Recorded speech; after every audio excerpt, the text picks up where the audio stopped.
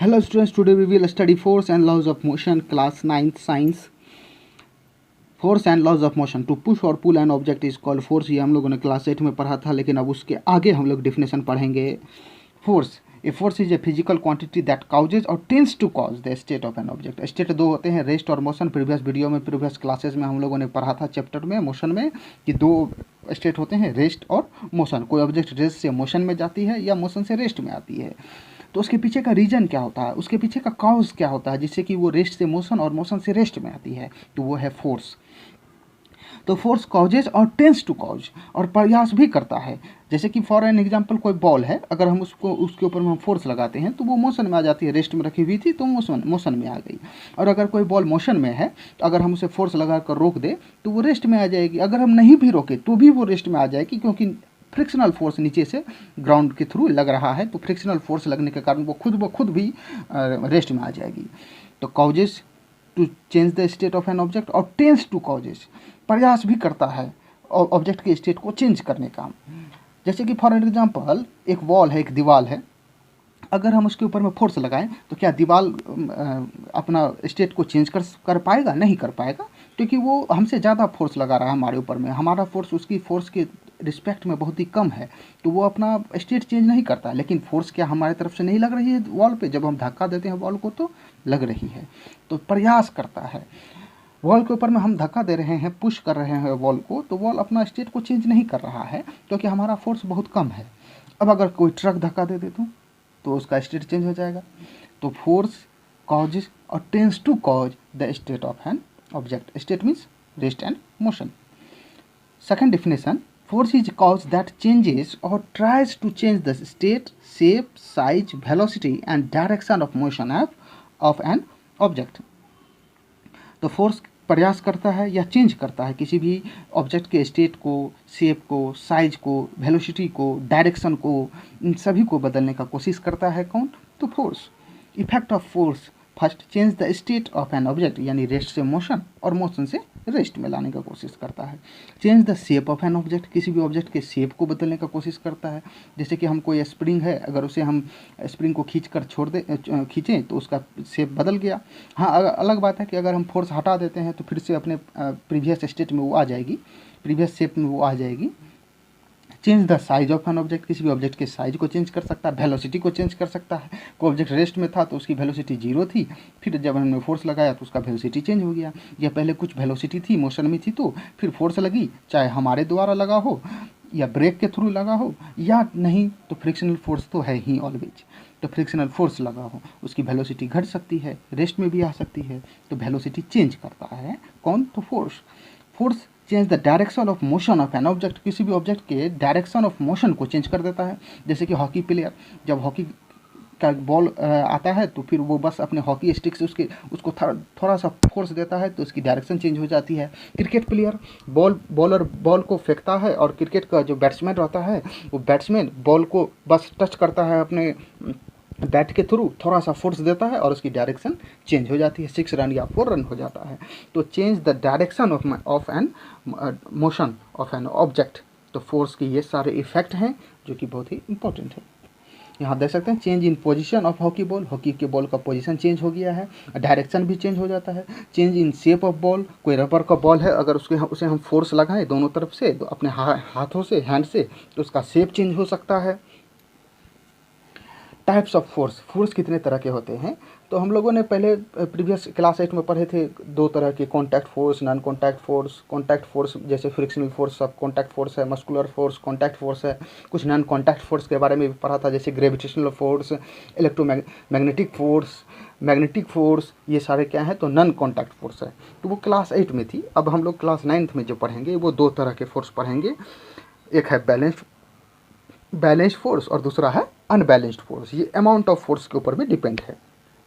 तो पहला है बैलेंस्ड फोर्स, जब 2 इक्वल फोर्स किसी ऑब्जेक्ट के ऊपर में लगते हैं, but in opposite direction of each other, एक दूसरे के अपोजिट डायरेक्शन में लगते हैं लेकिन इक्वल लगते हैं, तो ऐसे फोर्स को हम कहते हैं balanced force. When we push the ball it doesn't move, जैसे जब हम किसी वॉल को पुश करते हैं तो वो वॉल मूव नहीं करती है, दीवार मूव नहीं करती है। क्यों? क्योंकि वहाँ पे बैलेंस्ड फोर्स लग रहा है। जितना हम लगा रहे हैं उतना वॉल भी हमारे ऊपर में लगा रहा है, उतना ही फोर्स। तो फिर वॉल मूव नहीं करती है। हाँ, अब वहीं पे अगर कोई ट्रेन या ट्रक उस वॉल के ऊपर में टक्कर दे दे, धक्का दे दे, तो फिर वॉल गिर जाएगी, क्योंकि यहाँ पर अनबैलेंस्ड फोर्स लगा। When we try to push or pull a heavy box on rough surface, it doesn't move। कोई एक भारी बॉक्स है, अगर रफ सरफेस पे है तो अगर उसे हम खींचने का प्रयास करते हैं तो वो नहीं खिंचाता है, वो पुल नहीं हो पाता है। तो उसके पीछे का भी रीजन क्या है? Balanced force. क्योंकि हम जितना फोर्स लगा रहे हैं उतना ही नीचे में उसका फ्रिक्शनल फोर्स हमारे अपोजिट डायरेक्शन में लग रहा है। तो वो फ्रिक्शनल फोर्स, रफ सरफेस है, फ्रिक्शन ज़्यादा होगा तो वो उसे खींचने के लिए नहीं देती है। हाँ, अगर कोई बहुत ताकतवर आ जाए, WWE का कोई प्लेयर आ जाए, अब अगर वो हैवी बॉक्स को खींचे तो आसानी से खींचा जाएगा। क्यों? क्योंकि फ्रिक्शनल फोर्स से ज़्यादा फोर्स उसने लगा दिया, अनबैलेंस्ड फोर्स हो गया। In a tug of war, if same force applied in opposite direction, neither team would win। अगर टग ऑफ वार में रस्सी खींचते हैं, कुछ लोग इधर होते हैं, कुछ लोग उधर होते हैं, और रस्सी खींचने का गेम होता है ना एक, तो वो उस गेम में अगर दोनों तरफ से बैलेंस फोर्स लगता है तो कोई भी टीम नहीं जीतेगी, क्योंकि कोई भी टीम एक दूसरे की तरफ गिरेगी ही नहीं, मूव ही नहीं होगी। If the balance force applied the object doesn't change it's state. जब तक किसी भी ऑब्जेक्ट के ऊपर में बैलेंस्ड फोर्स लगा हुआ है उसका स्टेट में कोई चेंज नहीं आएगा, चाहे वो रेस्ट में हो या चाहे वो मोशन में हो। जब तक उसके ऊपर में बैलेंस्ड फोर्स है उसका स्टेट में कोई भी बदलाव नहीं आएगा। For balanced force net force applied on object becomes zero. क्यों नहीं लगेगा? क्योंकि नेट फोर्स कितना हो जाता है? जीरो हो जाता है। कैसे? जैसे एग्जाम्पल के लिए कोई एक बॉक्स है, ये कोई एक बॉक्स है, हम इसको खींच रहे हैं इधर 100 न्यूटन से। 100 फोर्स को न्यूटन में मापा जाता है, हम लोग आगे पढ़ेंगे। और कोई इस डायरेक्शन में भी खींच रहा है 100 न्यूटन से। तो दोनों का वैल्यू कितना है? 100 एंड 100 न्यूटन। एक प्लस में होगा, एक माइनस में होगा, क्योंकि अपोजिट डायरेक्शन है। किसी को भी आप प्लस मान सकते हैं, जरूरी नहीं है कि पहले वाला ही प्लस होगा। हम इसी को माइनस मान लेते हैं, इसी को प्लस मान लेते हैं, कोई ज़रूरी नहीं है। तो -100 newton plus 100 newton cancel out equal to zero. तो नेट फोर्स कितना हो गया? जीरो। तो इस ऑब्जेक्ट के ऊपर में कितना फोर्स लग रहा है? जीरो। इसलिए ये ऑब्जेक्ट किधर मूव होगी? किधर भी नहीं मूव होगी, रेस्ट में ही रहेगी। If two forces are applied in same direction then both are considered positive. अगर कोई बॉक्स है और इस डायरेक्शन में हम 100 न्यूटन लगा रहे हैं और इसी डायरेक्शन में और एक कोई इंसान है वो भी 100 न्यूटन लगा रहा है, दोनों एक ही डायरेक्शन में लग रहा है, तो दोनों का डायरेक्शन सेम है, इसलिए दोनों को हम पॉजिटिव कंसीडर करेंगे। तो plus 100 Newton and again plus 100 Newton, that is 200 Newton.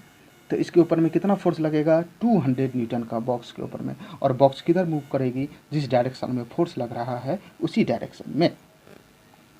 If two forces are applied opposite to each other then any one can be positive और अदर नेगेटिव। तो हम किसी को भी पॉजिटिव मान सकते हैं और किसी को भी नेगेटिव मान सकते हैं, क्योंकि एक दूसरे के रिस्पेक्ट में वो क्या है? अपोजिट हैं।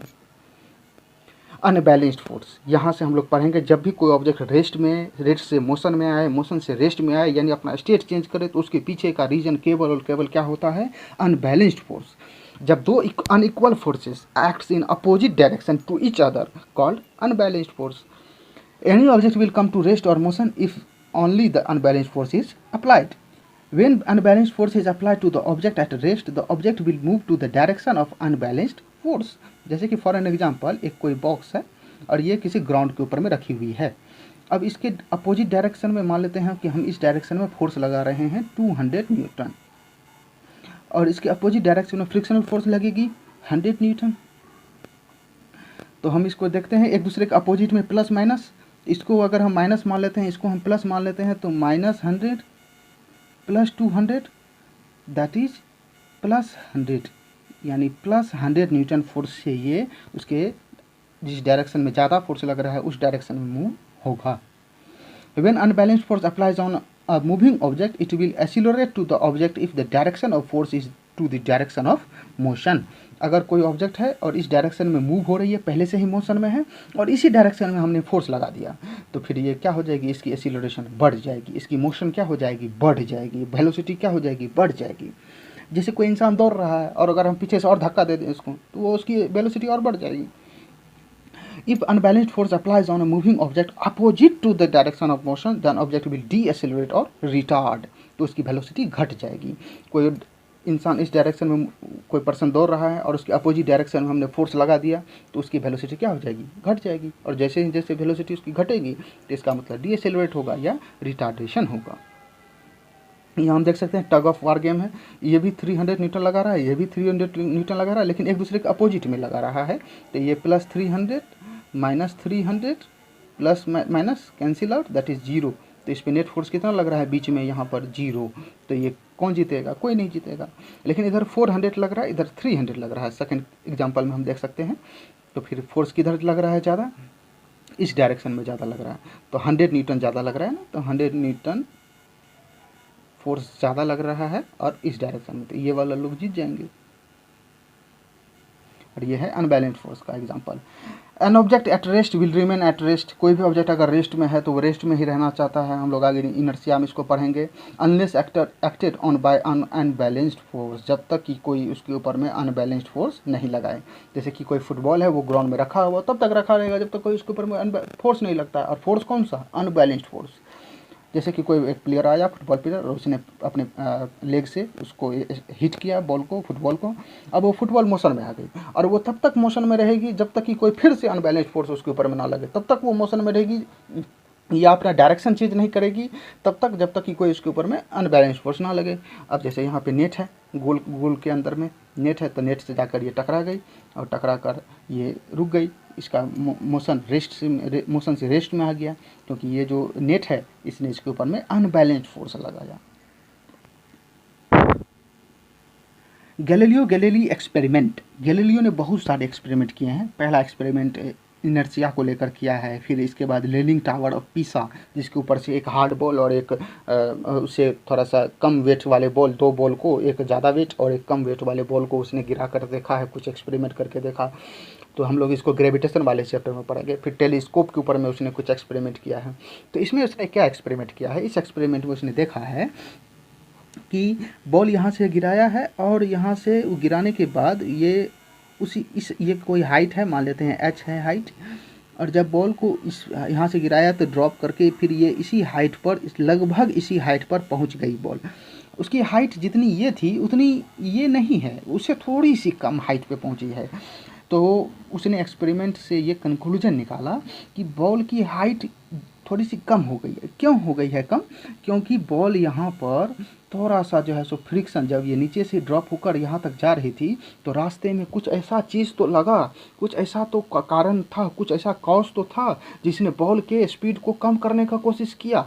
अगर बॉल का स्पीड कम नहीं होता तो जितना ये हाइट से हमने बॉल गिराया है उतना ही इस हाइट पे भी बॉल को पहुंचना चाहिए था, लेकिन थोड़ा सा हाइट कम हो गया। वो कम क्यों हो गया हाइट, इसका मतलब उसकी वेलोसिटी थोड़ी कम हो गई। वेलोसिटी कम कोई क्यों हो गई, तो कुछ रीजन है जिसने वेलोसिटी को कम कर दिया, और वो रीजन है फ्रिक्शनल फोर्स।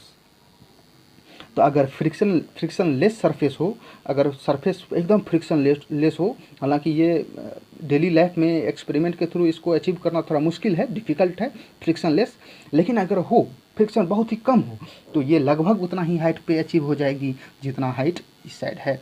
अगर हम बॉल को यहाँ से ड्रॉप करते हैं तो उसी हाइट पे लगभग पहुँच जाएगी। उसने बार बार इंक्लाइंड सरफेस को कम करके कोशिश किया कि कम कर करके यहाँ पे देख सकते हैं कि थोड़ा सा कम, उससे इसका इंक्लाइनेशन थोड़ा कम है, ये और कम है, और इसको तो बहुत ही एकदम हॉरिजॉन्टल कर दिया है। यहाँ से बॉल गिराएगा और ये बॉल गिरने के बाद उसी हाइट पे अचीव करने का कोशिश करेगा अगर फ्रिक्शन क्या हो, कम हो, एकदम लेस हो, मिनिमम हो। तो उसी हाइट पर लगभग ये बॉल सभी में देख सकते हैं कि हम पहुंच रही है। तो बॉल अपना उसी स्टेट को अचीव करने का कोशिश करता है जो पहले उसकी स्टेट थी, जितनी पहले उसकी हाइट थी उतनी ही अभी भी हाइट जाने की कोशिश करेगी।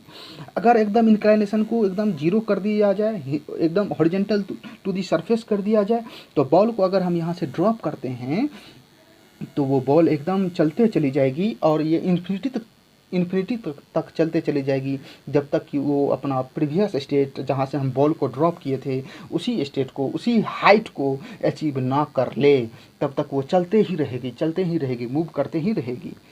तो हालांकि ये डिफ़िकल्ट है एक्सपेरिमेंट को अचीव करना, क्योंकि ये इसकी फ्रिक्शन तो लगेगी कभी, चाहे कितना भी ग्लास का ही बना क्या ना क्यों ना सरफेस हो, ग्लास के ऊपर में हम ऑयल डालकर तो भी क्यों ना एक्सपेरिमेंट करें, तो भी कुछ ना कुछ फ्रिक्शन रहेगी ही रहेगी।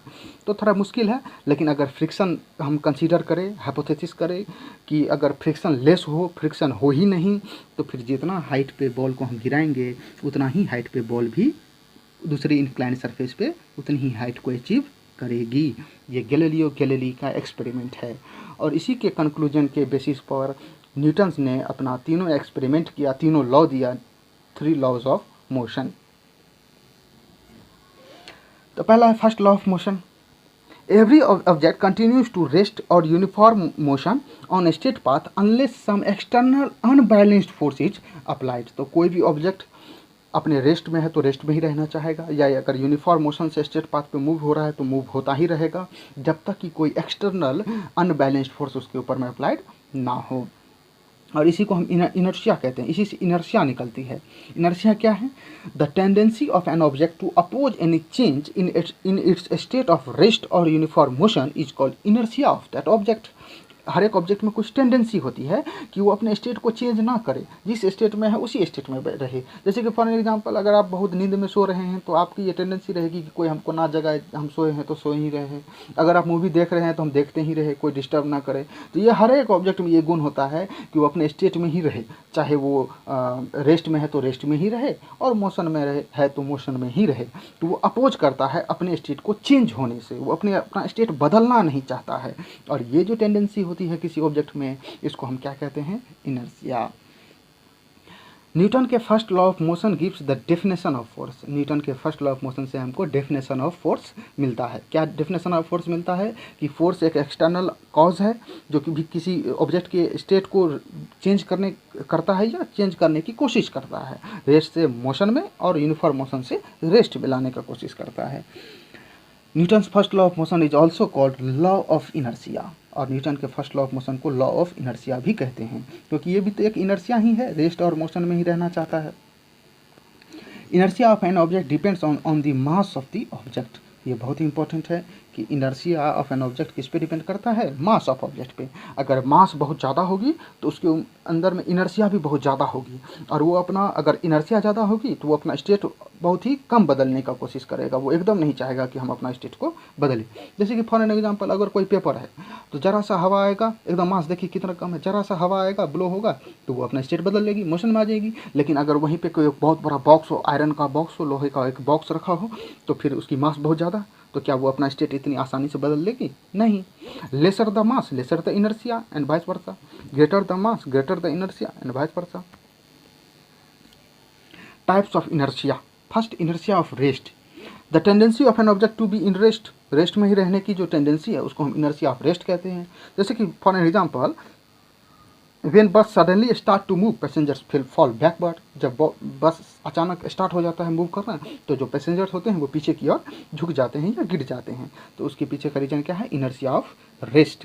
क्यों? क्योंकि बस रेस्ट में थी, पैसेंजर भी रेस्ट में था, लेकिन बस अचानक मूव होना शुरू हो गया, लेकिन पैसेंजर का जो बॉडी है वो किस में है? रेस्ट में रहने का कोशिश करेगा। तो बस जा रही है आगे और बॉडी कोशिश कर रही है रेस्ट में रहने का, तो बॉडी किधर झुक जाएगी? गिर जाएगी पीछे की ओर। द कारपेट और coat is beaten with stick to remove dust. Dust को रिमूव करने के लिए कारपेट को या कोट को हम स्टिक से पीटते हैं। तो इसके पीछे का भी रीज़न क्या है? Inertia of rest. क्योंकि कोट में या कारपेट में डस्ट चिपके हुए हैं, तो जब हम उसको कस के पकड़ कर कारपेट को हम स्टिक से उसको हम पीटते हैं, तो बीट करते हैं, तो फिर जो कारपेट होता है वो मोशन में आ जाता है, लेकिन उससे चिपका हुआ डस्ट रेस्ट में रहना चाहता है। तो मोशन में आ गया कारपेट, डस्ट रहना चाहता है रेस्ट में, दोनों के बीच का डिस्टेंस बढ़ गया तो डस्ट क्या हो जाएगा? नीचे गिर जाएगा। लिप्स और fruits fall from tree if vigorously shaken. अगर हम जोर जोर से पेड़ को हिलाते हैं, शेक करते हैं, तो जो लीव्स होते हैं या फ्रूट्स होते हैं, पके हुए फ्रूट्स, तो वो क्या होते हैं? नीचे गिर जाते हैं। क्यों? क्योंकि उसकी ब्रांचेज मोशन में आ गई है अचानक, लेकिन उसके जो लीव्स हैं या फ्रूट्स हैं वो रेस्ट में रहना चाह रहे हैं, तो दोनों के बीच गैप डिस्टेंस इंक्रीज हो रहा है और वो टूटकर नीचे गिर जाएगा। A coin that is kept on thick paper on the glass fall into glass when paper is struck quickly। अब एक कोई मोटा सा पेपर है, उसके ऊपर में हम एक कॉइन को रख देते हैं, और ग्लास के ऊपर में ये पेपर और उसके ऊपर में हम कॉइन को रख देते हैं।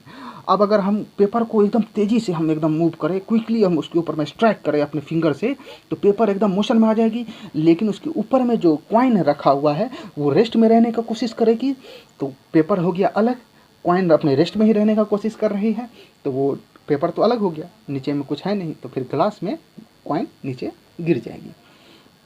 ए pile of coins remains intact when the lowest coin is pile is extract quickly. अब बहुत सारे सिक्के हैं रखे हुए हैं एक के ऊपर में एक करके, सबसे नीचे वाला जो कॉइन है उसको हम एकदम तेज़ी से एकदम क्विकली नाइफ से, उंगली से तो संभव नहीं है, फिंगर से, नाइफ से अगर हम उसको एक्सट्रैक्ट करें तो जो नीचे वाला कॉइन है वो एकदम मोशन में आ जाएगा, लेकिन ऊपर में जितने भी कॉइन्स हैं पाइल के ऊपर में, तो वो रेस्ट में रहने का कोशिश करेगा और वो रेस्ट में ही रह जाएगा।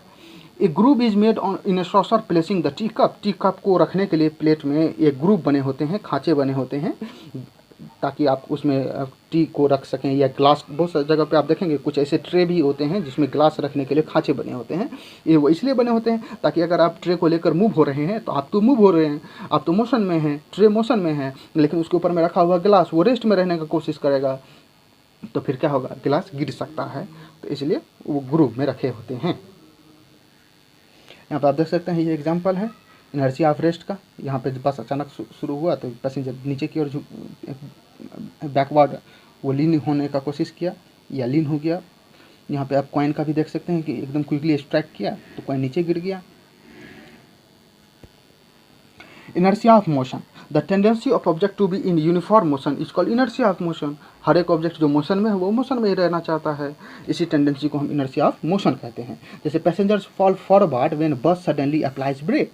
अब बस तो मोशन में है, बस मोशन में है, उसमें बैठा हुआ पैसेंजर भी उसके रिस्पेक्ट में मोशन में है। अब जैसे ही बस ने अचानक ब्रेक लगाया तो बस तो अचानक ब्रेक लगने के कारण रेस्ट में आ गया, लेकिन पैसेंजर्स कुछ समय के लिए मोशन में ही रहेंगे, तो उसका बॉडी का अपर पार्ट मोशन में ही रहेगा, तो फिर वो आगे की ओर, जिधर बस मूव हो रही थी उस डायरेक्शन में आगे की ओर वो क्या हो जाएगा, फॉल हो जाएगा, गिर जाएगा या झुक जाएगा। Luggage is tight usually tied with rope on the roof of vehicle. Vehicle के ऊपर में जो लगेज होते हैं उसको टाइट करके रोप से बांध दिया जाता है। क्यों? क्योंकि बस बार बार मोशन में आएगी, रेस्ट में जाएगी, है ना, तो मोशन में है, अचानक कहीं ब्रेक लगे तो ऐसा ना हो कि जो लगेज हो वो आगे की ओर गिर जाए, तो इसलिए उसको बांध दिया जाता है। थर्ड है inertia of direction. Direction change करने का, डायरेक्शन अपना चेंज करने की कोशिश नहीं करता है, यही है inertia of motion, inertia of direction. When an object moves on circular path it falls towards the centre of the circular path. तो अगर कोई ऑब्जेक्ट है सर्कुलर पाथ पे मूव हो रहा है तो वो किधर की ओर, सेंट्रीपिटल फोर्स सेंटर की ओर लगती है, हमने प्रीवियस वीडियो में आपको बताया था, तो ये इसका डायरेक्शन सेंटर की ओर लगेगी। अब इसका अगर ये डायरेक्शन सेंटर की ओर ना लगाए, तो फिर अगर ये सेंटर की ओर ना झुकें तो फिर ये क्या होगा, सीधे टेंजेंटली निकल जाएगा अपने सर्कुलर पाथ से। एक स्ट्रिंग है, अब एक और एग्जांपल है कि एक स्टोन है, उसके ऊपर में आप धागा से बांध देंगे और उसके सर्कुलर मूव करेंगे, चारों ओर हाथ से पकड़कर घुमाएंगे, तो वो मूव हो रहा है। जिस पॉइंट पर, मान लेते हैं इस पॉइंट पर हमने धागे को छोड़ दिया या धागा टूट गया, तो ये स्टोन यहीं से टेंजेंटली मूव हो जाएगी।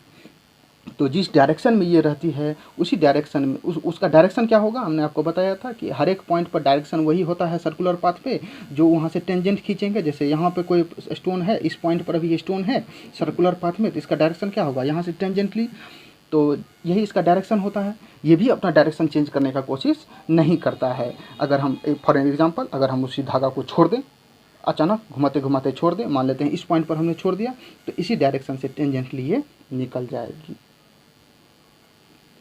तो यहाँ पे ये उसका एग्जांपल देख सकते हैं, आगे की ओर झुक जाता है, इनर्शिया ऑफ रेस्ट का, इनर्शिया ऑफ मोशन का। Momentum, second law of motion को पढ़ने से पहले मोमेंटम को जानना बहुत जरूरी है, क्योंकि second law of motion momentum से ही डिराइव करेंगे हम लोग आगे। The amount of motion by a moving object is called momentum. कोई भी ऑब्जेक्ट अगर मोशन में है तो उसमें जितना अमाउंट ऑफ मोशन है उसको हम क्या कहते हैं, मोमेंटम कहते हैं। मोमेंटम डिपेंड करता है मास पे और वेलोसिटी, दोनों पे डिपेंड करता है। मोमेंटम डायरेक्टली प्रोपोर्शनल होता है मास का और वेलोसिटी का, दोनों का। कैसे होता है हम लोग आगे देखेंगे फार्मूला से। तो डायरेक्टली प्रोपोर्शनल है मास और वेलोसिटी का मोमेंटम। इट मीन्स अगर मास बढ़ेगी तो मोमेंटम बढ़ेगा, वेलोसिटी बढ़ेगी तो मोमेंटम बढ़ेगा, मास घटेगी तो मोमेंटम घटेगा, वेलोसिटी घटेगी तो मोमेंटम घटेगा।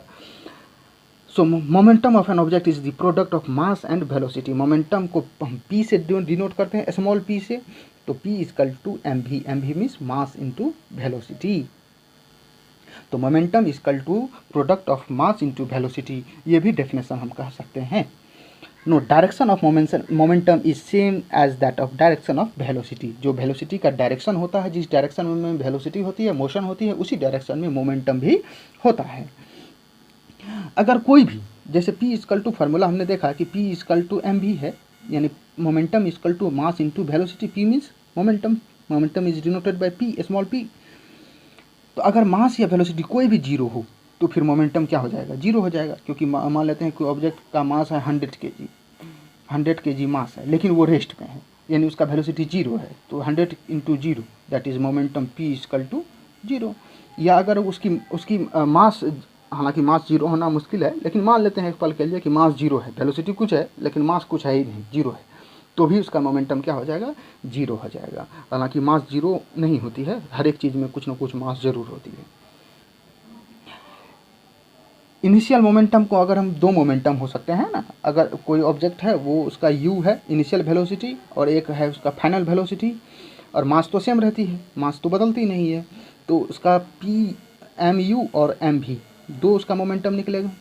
एक इनिशियल मोमेंटम, इसको हम pi कहेंगे, और एक फाइनल मोमेंटम, इसको हम pf कहेंगे। Final momentum means final velocity into momentum, sorry mass, और initial momentum means pi, initial momentum means mass into initial velocity. तो किसी भी ऑब्जेक्ट में दो मोमेंटम भी हो सकते हैं, दो तरह के मोमेंटम हो सकते हैं अगर उसका वेलोसिटी चेंज हो रहा है तो। मान लेते हैं कोई कार है, उसकी मास है 100 kg और वो मूव कर रही है 10 मीटर पर सेकेंड, तो उसका मोमेंटम क्या होगा, 100 इंटू 10। अब उसकी वेलोसिटी थोड़ी इंक्रीज हो गई है, अब 20 हो गई, तो उसका मोमेंटम क्या होगा, 100 इंटू 20, यही उसका मोमेंटम होगा। तो दो मोमेंटम मिल सकते हैं हमको, एक इनिशियल मोमेंटम, एक फाइनल मोमेंटम, दोनों तो मोमेंटम ही है। If mass is constant then slope of, अब ये है स्लोप, अगर मोमेंटम और वेलोसिटी का हम दो तरह का ग्राफ बन सकता है, वो इधर हम p रखते हैं यानी मोमेंटम, और नीचे में वेलोसिटी।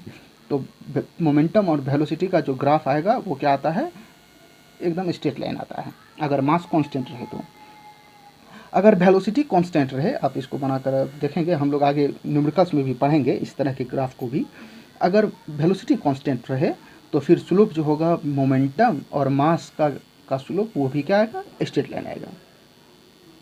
मोमेंटम का यूनिट क्या होगा, p इक्वल टू क्या यूनिट होगा, मास का यूनिट क्या होता है तो किलोग्राम, और वेलोसिटी का मीटर पर सेकेंड, तो किलोग्राम मीटर पर सेकेंड। आप इसको ऐसे भी लिख सकते हैं, किलोग्राम मीटर पर सेकेंड, यानी सेकेंड पे पावर -1।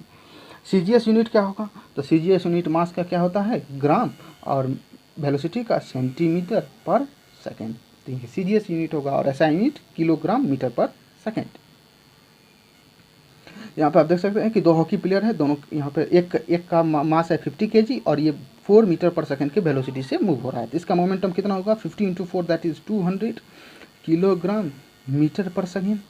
और दूसरा का है, यहाँ पे हम देख सकते हैं कि मास है 60 kg और इसकी वेलोसिटी है 3 मीटर पर सेकेंड। तो इसका कितना होगा, 60 into 3 that is 180 kilogram metre per second. तो किसका मोमेंटम ज़्यादा होगा, 200 वाले का, यानी इसका मोमेंटम ज़्यादा होगा।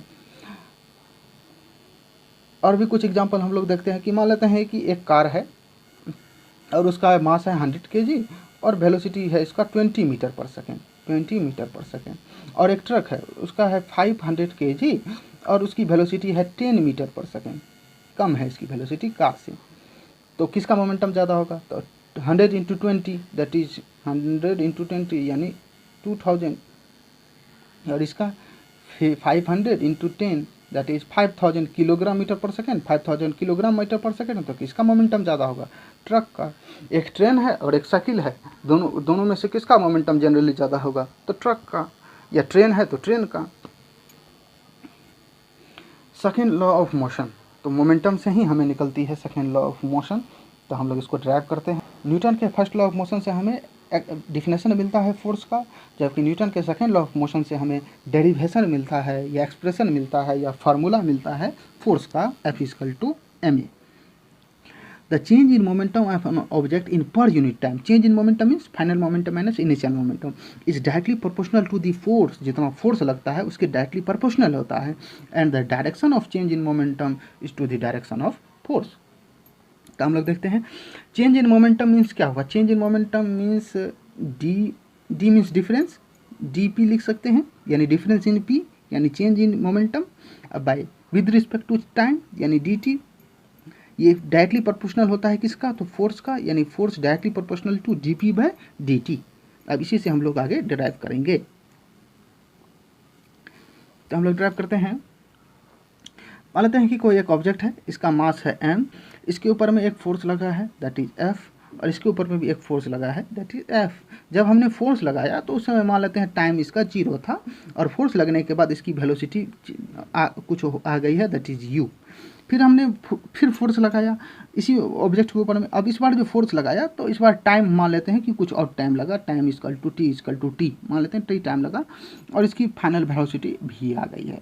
इसका दो मोमेंटम निकलेगा, एक mu और एक mv। तो दो मोमेंटम निकला, एक हमारा निकला mu that is initial momentum pi लिख सकते हैं, pi इक्वल टू mu, और final momentum pf equal to mv लिख सकते हैं। तो दो मोमेंटम हमें मिली है, आप इसे नोट करते रहेंगे। Now change in momentum, change in momentum means क्या, final momentum minus initial momentum, final momentum means mv minus mu। अब m common with respect to time ये भी कहा है, तो हम लोग आगे टाइम का यूज़ करेंगे। अभी हम m कॉमन ले लेते हैं, v माइनस u, ये निकला है हमें v माइनस u। ना टाइम कितना लगा है, t इक्वल टू मान लेते हैं कि अभी इनिशियल है t, और शुरुआत में मान लेते हैं रेस्ट में थी, तो उस समय 0 थी उसकी time, t minus 0 that is t, time t लगा है। अब हम आते हैं जो हम लोगों ने डेफिनेशन पढ़ा है सेकेंड लॉ ऑफ मोशन, उसके according f proportional to m v minus u that is change in momentum with respect to time. अब यहाँ पर v minus u by T, motion में हम लोगों ने पढ़ा v minus U by T equal to F proportional m v minus U by T equal to what, acceleration. आप लोगों ने फर्स्ट इक्वेशन ऑफ मोशन में पढ़ा था प्रीवियस चैप्टर में, v equal to U plus A T, उसी formula से a equal to v minus U by T. तो v minus U by T के जगह पे हम क्या लिख सकते हैं, a। अब प्रोपोर्शनलिटी का साइन हटाएंगे तो कोई कांस्टेंट देना पड़ता है, तो f इक्वल टू के एम ए, के कॉन्स्टेंट मान लेते हैं, और एम ए। अब अगर k का वैल्यू 1 हो, के कॉन्स्टेंट है, मान लेते हैं के का वैल्यू 1 हो, तो फिर f इक्वल टू क्या हो जाएगा, 1 इंटू एम ए। तो 1 into M A means M A. This is the second law of motion से हमें डिराइव होता है क्या, तो फोर्स का एक्सप्रेशन या derivation f equal to M A formula. तो f equal to M A यानी एफ इक्वल टू एम। अगर अब m का वैल्यू इंक्रीज होगा तो फोर्स भी बढ़ेगा, यानी मास इंक्रीज होने पे फोर्स इंक्रीज होगा, और एक्सीलरेशन अगर इंक्रीज होता है तो भी फोर्स इंक्रीज होगा। So force directly proportional to mass and acceleration. If either mass or acceleration increases, magnitude of force increases. If either mass or acceleration decreases, magnitude of force decreases.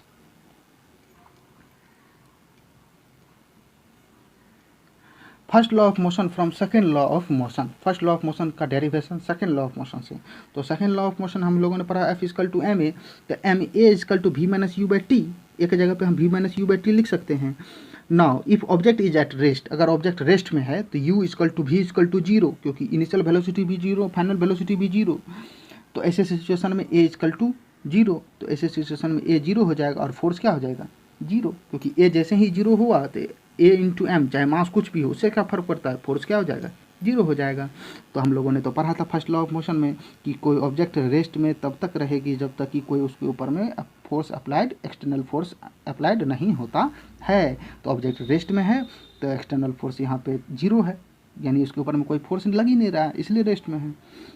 Now if object has constant velocity, अगर कोई object का velocity constant है, यानी जितना initial है उतना ही final है, u equal to v final है, तो फिर एक्सीलरेशन ऐसे सेंस में क्या होगा 0, क्योंकि rate of change in velocity is called acceleration ना, विद रिस्पेक्ट टू टाइम। तो यहाँ पे तो चेंज हो ही नहीं रहा है वेलोसिटी, u और v दोनों इक्वल ही है।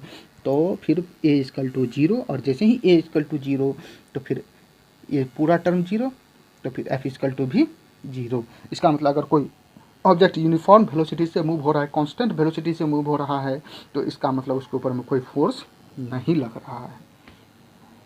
यूनिट ऑफ फोर्स क्या होगा, ऐसा unit F equal to M ए।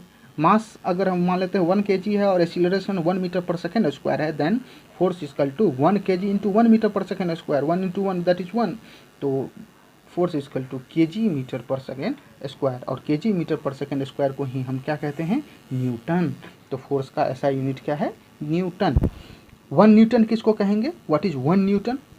अगर कोई ऑब्जेक्ट 1 केजी मास का हो और उसके ऊपर में एक्सीलरेशन प्रोड्यूस हो रहा हो 1 मीटर पर सेकेंड स्क्वायर, तो फिर उसका एक्सीलरेशन कितना होगा, 1 न्यूटन, क्योंकि KG into metre per second square and 1 into 1 1 ही, तो KG metre per second square को क्या कहते हैं, न्यूटन। तो so force will be 1 newton. CGS unit क्या होगा, तो dyne, 1 dyne equal to 1 gram centimetre per second square, ये सीजीएस यूनिट हुआ। सीजीएस मतलब centimetre gram and second. 1 newton equal to होता है 10 टू द पावर 5 डाइन। कैसे होता है, चाहे तो देख सकते हैं, 1 newton equal to 10 to the power 5 dyne कैसे होगा। तो newton equal to KG metre per second square, KG को अगर हम ग्राम में बदलें तो 1 KG equal to how much gram, 1000 gram, into metre per second square, तो मीटर को अगर हम सेंटीमीटर में कन्वर्ट करें तो कितना सेंटीमीटर, 100 सेंटीमीटर, तो 100 सेंटीमीटर पर सेकेंड स्क्वायर। अब 1000 ग्राम को हम कैसे लिख सकते हैं, 10 to the power 3 gram, into 100 को कैसे लिख सकते हैं, 10 टू द पावर 2 सेंटीमीटर, नीचे में पर सेकेंड स्क्वायर तो रहेगा ही रहेगा। अब 10 to the power 3 into 10 to the power 2 that is 10 to the power 5 gram centimetre per second square, और ग्राम पर सेंटीमीटर स्क्वायर को क्या कहते हैं, डायन। तो 1 newton equal to 10 to the power 5 dyne. Note, हम लोगों ने पढ़ा था कि एफ प्रोपोर्शनल होता है डीपी, यानी change in momentum with change in time. अब प्रोपोर्शनलिटी का साइन अगर हम यहीं पे हटा दें तो एफ इक्वल टू हम यहाँ भी तो लिख सकते हैं K D P by D T, D P by D T. अब K equal to 1, so F equal to D P by D T, यानी change in momentum with respect to change in time equal to force, F equal to D P by D T, ये भी हम लिख सकते हैं। और इसी से हमने एक्सप्रेशन निकाला था, फिर मोमेंटम चेंज इन मोमेंटम को हमने फाइनल मोमेंटम माइनस इनिशियल मान लिया, फिर फाइनल मोमेंटम को हमने एम भी और इनिशियल मोमेंटम को एम यू मान लिया, फिर एम बाहर निकाल लिया, V minus U by T, और फिर V minus U by T equal to A, F equal to M A. यही तो है सेकंड जो हम लोगों ने डिराइव किया है। इसी तरीके से सेकंड इक्वेशन ऑफ मोशन हम लोगों ने डिराइव किया है न्यूटन का। तो F equal to D P by D T, इसे आप याद रखेंगे क्योंकि एप्लीकेशन समझने में सेकंड लॉ ऑफ मोशन का एप्लीकेशन समझने में ये आसानी हो गई। तो अब यहाँ पे देखिए कि एफ इक्वल टू है D P by D T, D P by D T. अगर टी बड़ा होगा, टी का वैल्यू अगर ज़्यादा होगा तो ये ऊपर का वैल्यू क्या आएगा, कम आएगा, और फोर्स का वैल्यू भी क्या आएगा, कम आएगा, क्योंकि force is indirectly proportional to time, यहाँ पर देख सकते हैं। अगर टी का वैल्यू कम आए, लेस आए, तो फिर इसका वैल्यू क्या आएगा, ज़्यादा आएगा।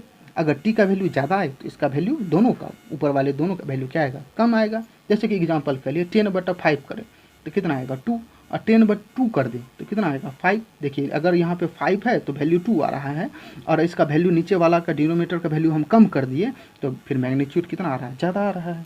तो इस चीज़ को आप समझेंगे कि अगर टाइम ज़्यादा लग रहा है तो इसका मतलब फोर्स थोड़ा कम होगा, और टाइम बहुत कम है तो फिर फोर्स क्या होगा, ज़्यादा होगा। अगर एक्सीलरेशन निगेटिव है इसका मतलब डी एक्सीलरेशन हो रहा है और फोर्स भी निगेटिव लगेगा। ये भी आप याद रख सकते हैं कि अगर एक्सीलरेशन निगेटिव हो रहा है इसका मतलब एक्सीलरेशन घट रही है, निगेटिव एक्सीलरेशन हो रहा है इसका मतलब क्या हो रहा है, घट रहा है, वेलोसिटी डिक्रीज हो रही है। तो डिक्रीज हो रही है इसका मतलब कब वेलोसिटी डिक्रीज होगी, जब फोर्स अपोजिट डायरेक्शन में लगेगा तभी तो डिक्रीज होगी। जिस डायरेक्शन में मोशन हो रहा है उसी डायरेक्शन में अगर हम फोर्स लगा दें तो फिर वेलोसिटी तो इंक्रीज हो जाएगी ना, वो एक्सीलरेट कर जाएगी, वो रिटार्डेशन नहीं होगा ना। कोई इंसान दौड़ रहा है पीछे से धक्का दे दें तो उसकी स्पीड बढ़ जाएगी, लेकिन अगर उसकी स्पीड को घटाना है, उसको डीएक्सेलरेट करना है तो उसके अपोजिट डायरेक्शन में, उसके मोशन ऑफ अपोजिट डायरेक्शन में हमको फोर्स लगाना है। तो जब फोर्स मोशन के अपोजिट लगे तो निगेटिव फोर्स, मतलब साइन केवल निगेटिव है, बस इतना रखना है कि निगेटिव मतलब केवल साइन निगेटिव ये शो कर रहा है कि फोर्स का डायरेक्शन अपोजिट है, बस। अब यहाँ से एप्लीकेशन है सेकंड लॉ ऑफ मोशन का। पहला एप्लीकेशन है कि a cricketer player pulls his hand backward while catching a ball. जब कोई बॉल को कैच करता है तो अपने हाथ को पीछे की ओर खींच लेता है, क्यों? उसके पीछे का भी रीज़न यही है कि D P by D T, ये जब वो टाइम को यहाँ पर देखिए इंक्रीज कर रहा है, जब वो जिस समय उसके हाथ में गेंद पड़ी उसी समय उसने हाथ को पीछे की ओर खींचा, तो जैसे ही वो पीछे की ओर खींच रहा है तो उसका टाइम क्या हो रहा है, इंक्रीज हो रहा है बॉल को रुकने के लिए। बॉल को रुकने के लिए टाइम ज़्यादा लग रहा है। और अगर D P F equal to, अभी हम लोगों ने पढ़ा था F equal to D P by D T, और टाइम ज़्यादा लग रहा है तो फिर फोर्स क्या होगा, कम लगेगा, तो उसके हाथ में गेंद की चोट कम लगेगी और कैच भी अच्छी तरीके से हो पाएगा। एक karate player breaks the pile of tiles और bricks easily in a quick single strike. एक बार में ही सिंगल स्ट्राइक में कराटा का अगर कोई प्लेयर है तो बहुत सारे टाइल्स के पाइल को या ब्रिक्स को एक ही बार में वो तोड़ देता है। क्यों तोड़ देता है? तो उसके पीछे का रीजन है कि वो टाइम बहुत कम लगाता है, एकदम क्विकली स्ट्राइक करता है, तेज़ी से स्ट्राइक करता है पाइल पे। और यहाँ पे टाइम अगर वही same formula F equal to dp/dt से, dp/dt। अब अगर उसका टाइम यहाँ पे बहुत कम लग रहा है तो फोर्स क्या आ रहा है? ज़्यादा लग रहा है। तो उसके ऊपर में पाइल्स के ऊपर में फोर्स ज़्यादा लगेगा और आसानी से टूट जाएगा। A boxer moves his head backward when his opponent punches on his face. कोई बॉक्सर के हेड के ऊपर में जब पंच करता है उसका अपोनेंट तो वो अपने क्या कहते हैं हेड को पीछे की ओर कर लेता है, बैकवर्ड कर लेता है। क्यों? क्योंकि टाइम थोड़ा सा उसमें क्या होता है, पीछे करता है तो वो टाइम इंक्रीज हो जाता है, टाइम बढ़ जाता है। जब उसके बॉक्सिंग का उसका पंच यानी उसका हैंड उस बॉक्सर के हेड पे पड़ा तो जैसा ही पड़ा वो अपने हैंड क्या कहते हैं अपने हेड को पीछे की ओर खींच लिया। तो पीछे की ओर खींचने के कारण क्या होता है कि टाइम थोड़ा इंक्रीज हो जाता है। और टाइम इंक्रीज हो गया तो फिर फोर्स क्या होगा? कम। तो उसे चोट क्या लगेगी? कम लगेगी। A person falling on the concrete floor gets more injury than falling in sponge और सैंड। अगर कोई स्पंज या सैंड पे गिरे तो उसको चोट कम लगता है, जबकि वही सीमेंटेड या कंक्रीट का फ्लोर पे गिरे तो उसको चोट ज़्यादा लगती है। तो उसके पीछे का रीज़न क्या है? तो यही है कि जब वो नीचे की ओर गिरता है कंक्रीट पे या सीमेंटेड फ्लोर पे तो फिर उसको टाइम वहाँ पर बहुत ही कम मिल पाती है ना, बहुत कम टाइम मिल पाता है। तो इसलिए टाइम कम मिलने के कारण फोर्स ज़्यादा, तो फोर्स ज़्यादा तो उसको चोट लगेगी ज़्यादा। जबकि वही स्पंज पे या सैंड पे गिरे तो गिरने के बाद वो बहुत नीचे तक जाता है। देखेंगे अगर स्पंज पे कोई गिरता है तो नीचे की ओर जाएगा, तो नीचे की ओर जाता है तो टाइम थोड़ा इंक्रीज हो रहा है, टाइम इंक्रीज हो रहा है रेस्ट में आने के लिए उसको, तो फिर टाइम इंक्रीज तो फोर्स कम, तो उसको चोट कम लगेगी। आप देखते होंगे कुछ स्कूल में, हालांकि मैं इस चीज़ को रिकमेंड नहीं करता हूं, लेकिन ध्यान में आ गया एग्जांपल और एक, तो मैं आपको बताता हूं कि कुछ क्लासेस में देखेंगे या कोई टीचर होंगे जो बहुत पीटते हैं स्टिक से हाथ पे। तो स्टूडेंट लोग कुछ होते हैं वो भी बहुत चालाक होते हैं, तो वो क्या करते हैं जब स्टिक जैसे ही उसके हाथ पे पड़ेगा तो वो अपने हाथ को नीचे की ओर लेकर चले जाते हैं। तो उसके पीछे का भी रीज़न यही है कि हाथ पे जैसे ही स्टिक पड़ेगा कि वो अपने हाथ को नीचे लेकर चले जाता है स्टूडेंट। तो क्या होता है कि उससे टाइम इंक्रीज हो जाता है, टाइम इंक्रीज होने के कारण फोर्स कम, तो उसको चोट क्या लगेगी? हाथ पे कम। तो उसके पीछे का भी रीज़न यही है। हालांकि मैं इस चीज़ को रिकमेंड नहीं करता, लेकिन एग्जांपल आ गया तो मैंने बता दिया। The vehicles are fitted with shockers और स्प्रिंग टू रिड्यूस जर्क्स।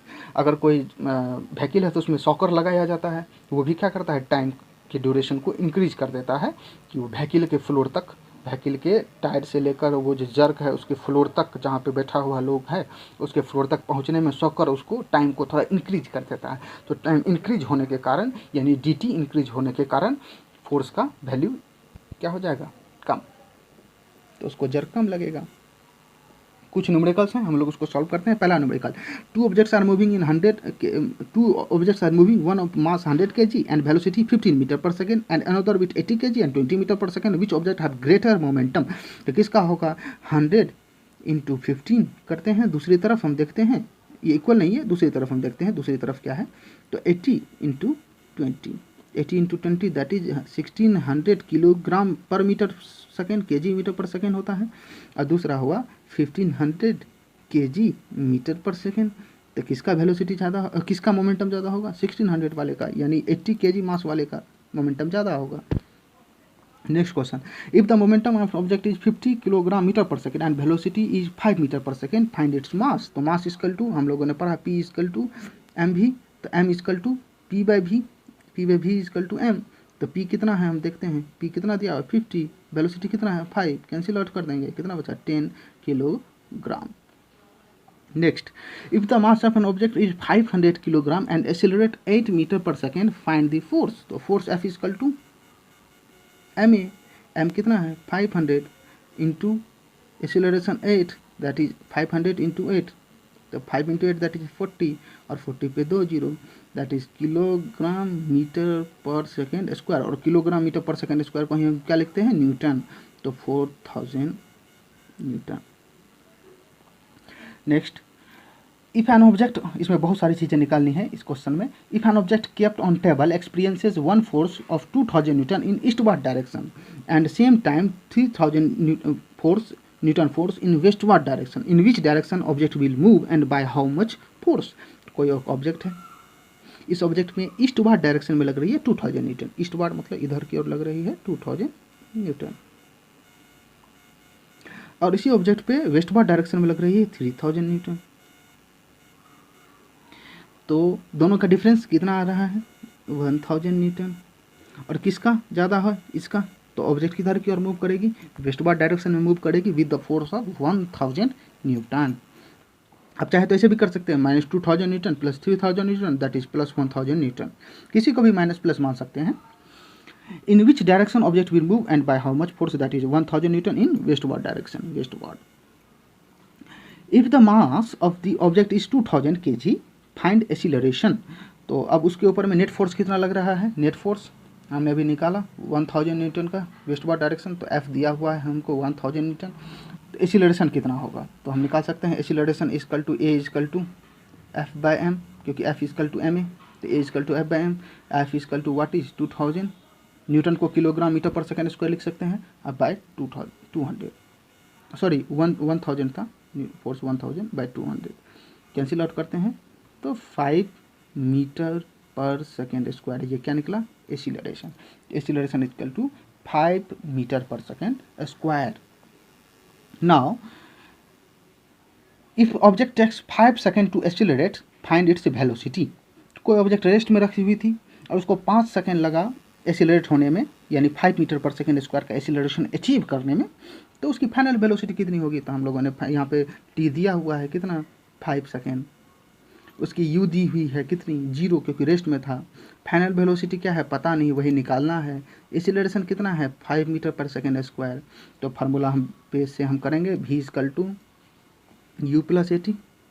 तो v इक्वल टू यू कितना है 0 प्लस ए कितना है 5 और टी भी कितना है 5, that is 25 metre per second final velocity.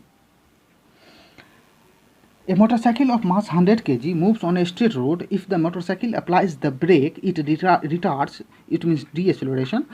Deceleration हो रहा है तो फोर्स क्या आएगा, नेगेटिव आएगा, अपोजिट डायरेक्शन में लग रहा है, मोशन का opposite.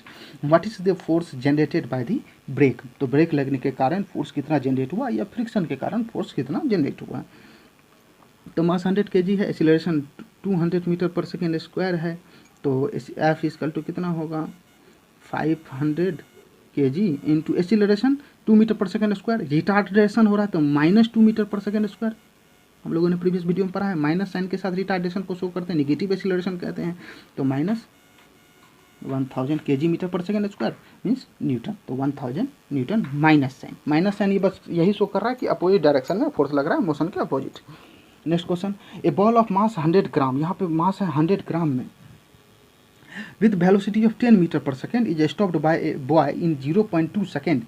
Calculate the force applied by the boy to stop the ball. तो सबसे पहले हम मास को लिख लेते हैं, mass equal to 100 gram. 100 gram means 1000 से डिवीजन करेंगे, 1000 से इसको डिवीजन करेंगे केजी में बदलने के लिए, तो यह हो जाएगा 0 that is 0.1 kg।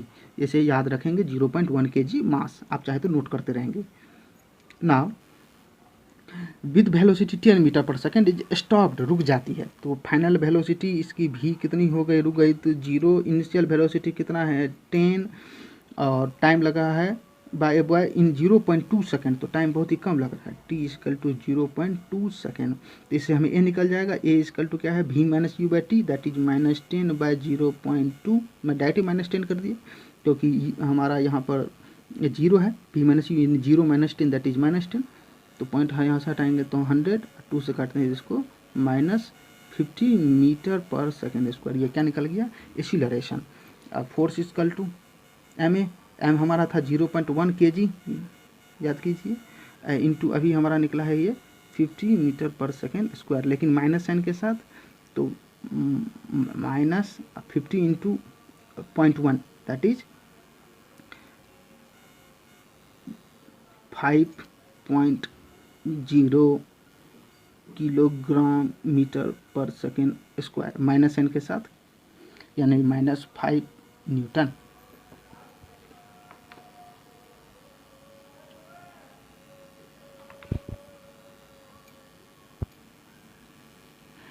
Next question, a ball of mass 1 kg is moving with velocity of 20 meter per second on a floor. It comes to rest after traveling a distance of 50 meter. Find the force of friction between the ball and the floor. तो 1 kg का कोई ball है और वो 20 metre पर second से move हो रहा है फ्लोर के ऊपर में और फिर रेस्ट में आ जाती है कुछ दूर ट्रैवल करने के बाद, दैट इज़ 50 मीटर. तो फोर्स ऑफ फ्रिक्शन कितना लग रहा है बॉल पे जो वो रेस्ट में आ गई है. तो यहाँ पर मास 1 kg दिया हुआ है, फाइनल वेलोसिटी 0, रेस्ट में आ जाती है, इनिशियल वेलोसिटी u 20 मीटर पर सेकंड है और एस डिस्टेंस दिया हुआ है 50 मीटर. तो formula V square minus U square equal to 2as, इस फार्मूला से हम निकालते हैं. तो ए इक्वल टू क्या होगा, V square minus U square equal to 2as. तो A equal to V square minus U square by 2s. तो इसी फार्मूला का हम यूज़ करते हैं. ए इक्वल टू निकाल लेते हैं, A equal to V square, V कितना है 0, तो 0 का स्क्वायर क्या होगा 0 ही, तो 0 माइनस यू स्क्वायर, यू कितना है 20, 20 का स्क्वायर कितना होगा 400, तो माइनस 400 अब बाय 2s, 2 इंटू एस कितना है 50, दैट इज माइनस 400 अब by 20 into 50 that is 100, cancel out, that is minus 4 metre per second square, that is acceleration. अब हम फोर्स निकाल लेते हैं. Force F equal to 1 into minus 4 that is minus 4 kilogram metre per second square, that is minus 4 newton. So thank you. Next video में हम लोग पढ़ेंगे third law of motion और इसके अलावा कंजर्वेशन ऑफ मोमेंटम और फिर जितने भी न्यूमेरिकल्स होंगे एससी वर्मा के, एनसीईआरटी के और दूसरे बुक्स के भी, उन सारे न्यूमेरिकल्स को हम उस वीडियो में भी कवर करेंगे और नेक्स्ट एक अलग वीडियो भी बनाएंगे जिसमें केवल और केवल न्यूमेरिकल्स ही होंगे इस चैप्टर से related. So thank you for the watching again.